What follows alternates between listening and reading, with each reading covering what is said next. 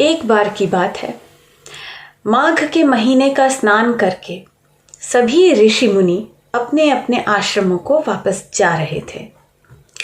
उसी समय मुनि भरद्वाज ने देखा महर्षि याज्ञवल्क्य को, और बस मुनि भरद्वाज दौड़े दौड़े उनके पास गए, उनके चरण पकड़ लिए, उन्हें अपने साथ लेकर गए अपनी कुटी में, उनका आदर सत्कार किया, उनके चरण पखारे और फिर बड़ी ही मधुर वाणी से उन्हें अपने एक संशय का निवारण करने के लिए मनाने लगे। एक बार भरी मकर नहाए, सब मुनीस आश्रमन सिधाए, जग बलीक मुनि परम विवेकी, भरद्वाज राखे पद टेकी, सादर चरण सरोज पखारे, अति पुनीत आसन बैठारे, करि पूजा मुनि सुजस बखानी, बोले अति पुनीत मृदु बानी। जागबलिक अर्थात याज्ञवल्क्य, लोक भाषा में उनका अपभ्रंश होकर उनके नाम का उच्चारण जो है वह जागबलिक हो गया है। आगे बाबा लिखते हैं कि मुनि भरद्वाज का संशय क्या था।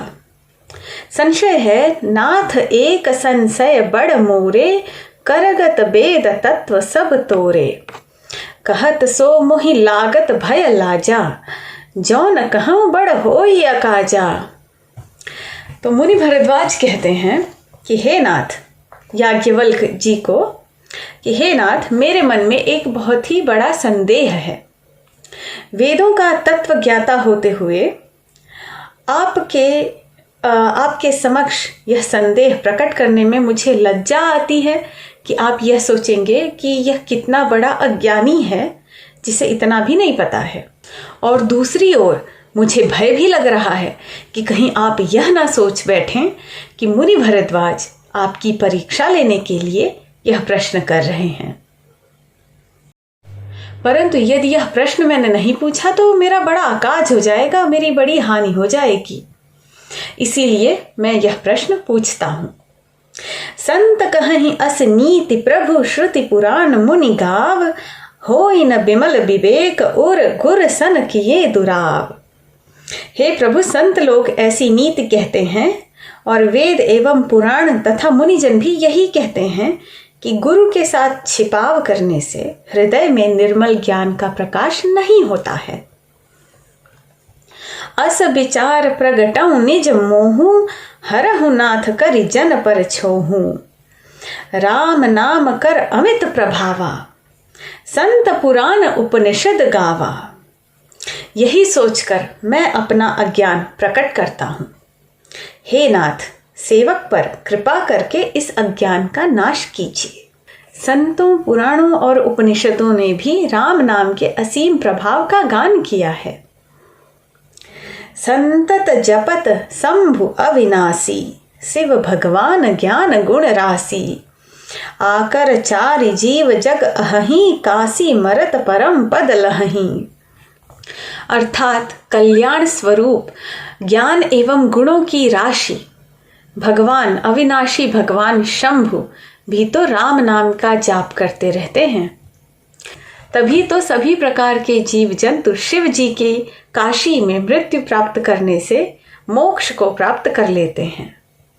सोपि राम महिमा मुनि राया, शिव उपदेश करत करिदाया, राम कवन प्रभु पूछऊं तोहि, कहीं बुझाई कृपा निधि सोही। हे मुनिराज, वह भी तो राम की ही महिमा है, क्योंकि शिव जी महाराज भी अपने काशी में मरने वाले सभी जीवों को, अपनी शरण में आने वाले सभी जीवों को दया करके राम नाम का ही तो उपदेश देते हैं, और इसी के कारण उन्हें मोक्ष की प्राप्ति होती है। हे प्रभु, हे कृपा निधान, मुझे समझाइए कि वह राम कौन है।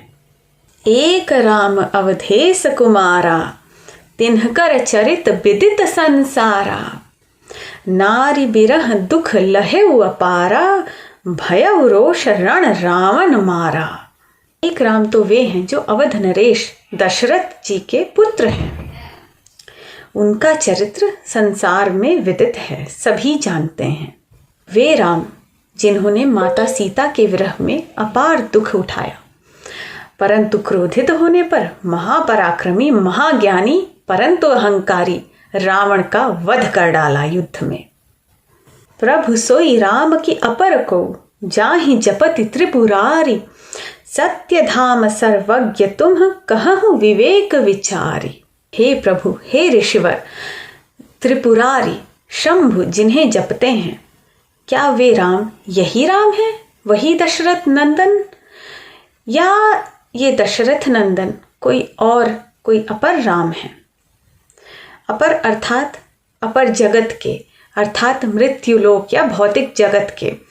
यहाँ इस अपर का अर्थ कोई दूसरे से नहीं है, जो कि अक्सर आपको गीता प्रेस की पुस्तकों में जो नीचे हिंदी में अनुवाद दिया रहता है उसमें आपको यही मिलेगा कि ये राम कोई दूसरे हैं या वही हैं। परंतु अपर का अर्थ होता है, आध्यात्म में चेतना के दो स्तर होते हैं, पर एवं अपर। अपर का अर्थ है भौतिक जगत से, लोअर लेवल्स ऑफ कॉन्शियसनेस। जैसे मिटे मोर भ्रम भारी, कहूँ सो कथा नाथ विस्तारी। जाग बलिक बोले मुस्काई, तुम्हि विदित रघुपति प्रभुताई।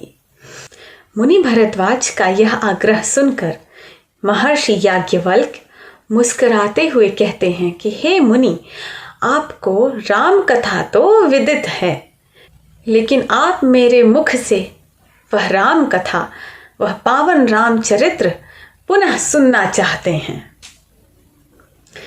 राम भगत तुम मन क्रम बानी, चतुराई तुम्हारी मैं जानी। चाहूं सुने राम गुण गूढ़ा, कीन्ही हूँ प्रश्न मनहु अति मूढ़ा। तुम मन वचन और कर्म से श्री राम जी के भक्त हो, तुम्हारी चतुराई को मैं जान चुका हूँ।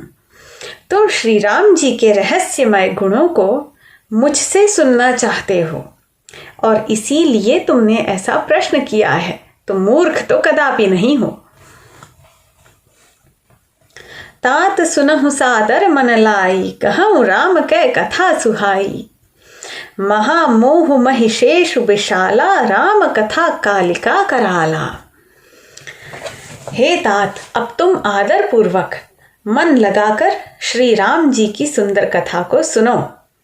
महामोह महिषेषु अर्थात अज्ञान एक विशाल महिषासुर समान है और श्री राम जी की कथा कराल कालिका अर्थात माँ काली जी के समान है, अर्थात महिषासुर को समाप्त करने वाली शक्ति है। राम कथा ससि किरण समाना, संत चकोर करहि जहि पाना। ऐसे ही संशय कीन्ह भवानी, महादेव तब कथा बखानी। राम जी की कथा तो चंद्रमा की किरणों के समान शीतलता प्रदान करने वाली है, जिसका कि संत रूपी चकोर सदा पान करना चाहते हैं।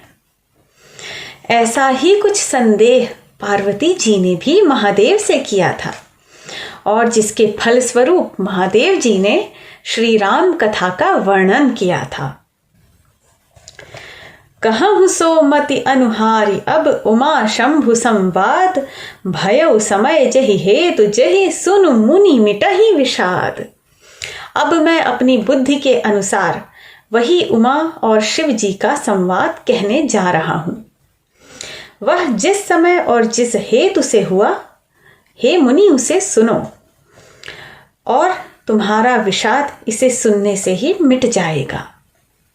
और अब यहीं से प्रारंभ होती है श्री राम कथा, जिसे महादेव जी ने सुनाया था माता पार्वती को। और अब बाबा तुलसीदास जी के इस वर्णन में महर्षि याज्ञवल्क्य सुना रहे हैं मुनि भरद्वाज को। एक बार त्रेता जुग माही, शंभु गए कुंभज ऋषि पाही। संग सती जग जननी भवानी, पूजे ऋषि अखिलेश्वर जानी। एक बार त्रेता युग में शिव जी भवानी माता पार्वती के साथ ऋषि अगस्त्य के आश्रम गए। वहां ऋषिवर ने संपूर्ण जगत के स्वामी महादेव का और माता पार्वती का अच्छे विधिवत तरीके से पूजन किया। राम कथा मुनि बरज बखानी, सुनी महेश परम सुख मानी। ऋषि पूछी हरि भगति सुहाई, कही शंभु अधिकारी पाई। मुनिवर अगस्त्य जी ने राम कथा विस्तार से कही, जिसको कि महेश्वर ने परम सुख मानकर सुना। और पुनः ऋषि ने शिव जी से सुंदर हरि भक्ति पूछी और शिव जी ने उनको अधिकारी पाकर भक्ति का निरूपण किया। कहत सुनत रघुपति गुण गाथा, कछ दिन तहां रहे गिरिनाथा। मुनि सन बिदा मांगी त्रिपुरारी, चले भवन संग दक्ष कुमारी। रघुपति के गुणगान करते हुए उनकी कथाएं कहते सुनते कुछ दिनों तक शिव जी मुनि के आश्रम में, ऋषि अगस्त्य के आश्रम में रहे और फिर दक्ष कुमारी अर्थात माता सती के साथ ऋषि अगस्त्य से विदा लेते हुए अपने आश्रम अर्थात कैलाश पर्वत को चले आए।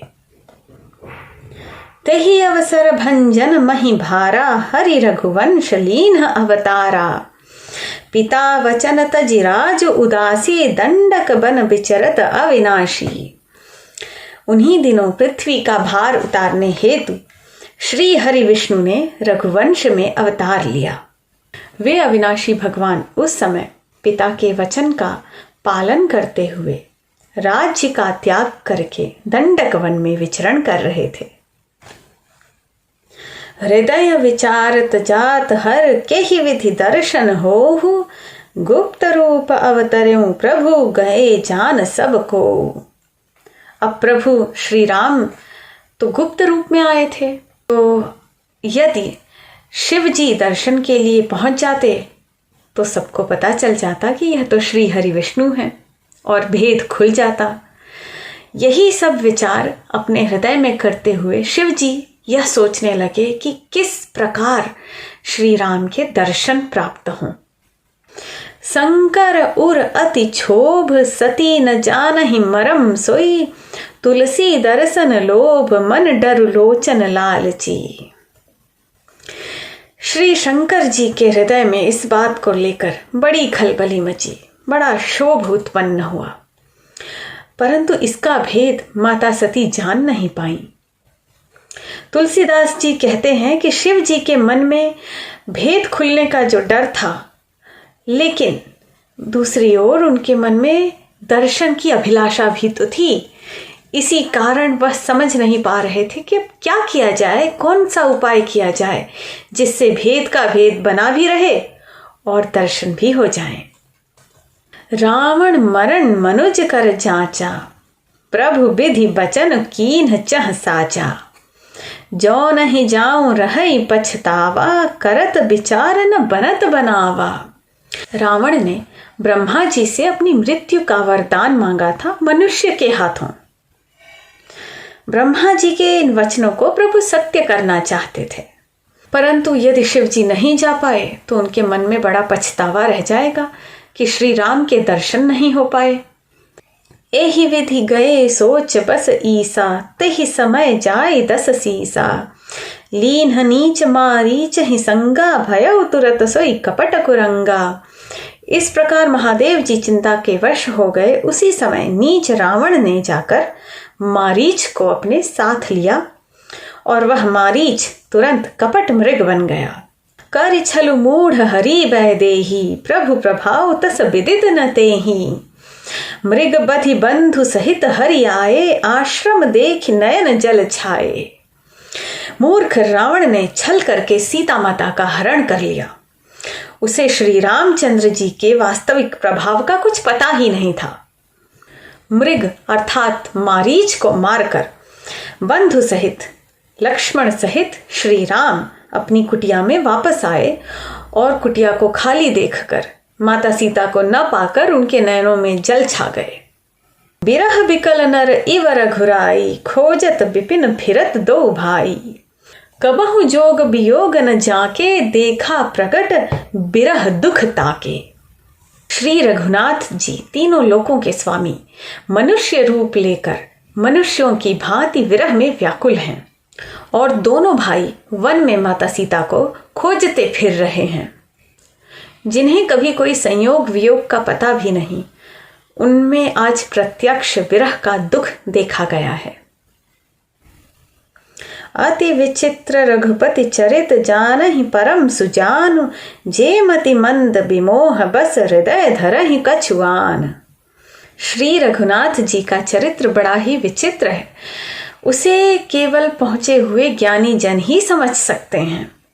जे मति मंद अर्थात जो सामान्य बुद्धि वाले हैं, वे तो मोह के वश होकर कुछ और ही बात समझ बैठेंगे, अर्थात इस कथा का वास्तविक अर्थ नहीं समझ पाते हैं।